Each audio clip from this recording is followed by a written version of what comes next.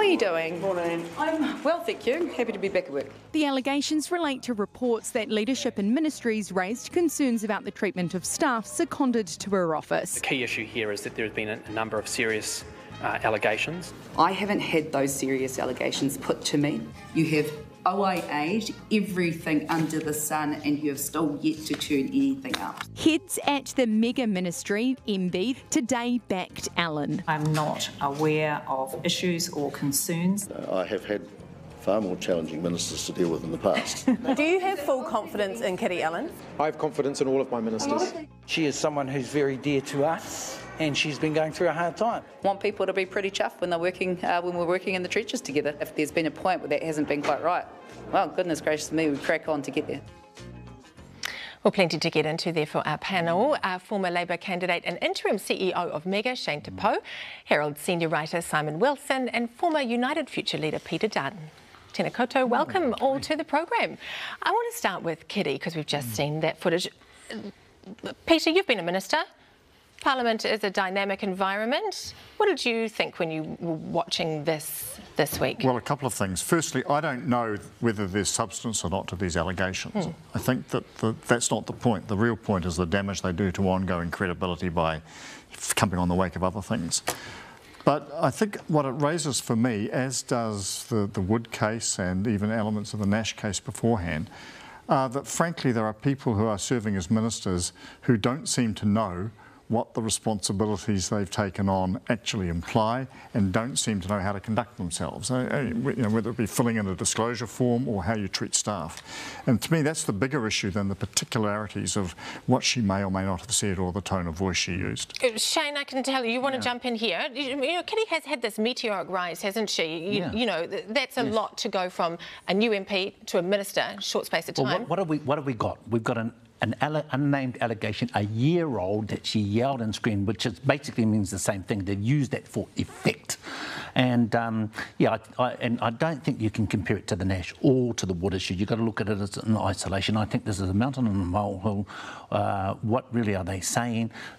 Parliamentary officers are robust, they are strong. Peter knows that. You know, he had to deal with these issues when he had to resign as a minister and then come back at the next term.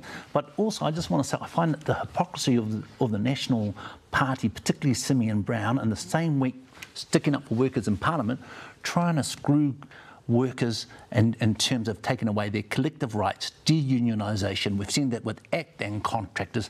The hypocrisy there is for all to see. Simon, jump in, go on. I was going to say, Shane's phrase, a robust environment in Parliament, it's all that and more, isn't it? I mean, we must have all heard stories of very, very tense meetings, very, very tense arguments that have happened, and probably a lot. And if you think about this government clearly has had real issues with the public service, not being on the same page over and over and over again. Where is the failure of delivery? What's caused the failure of delivery?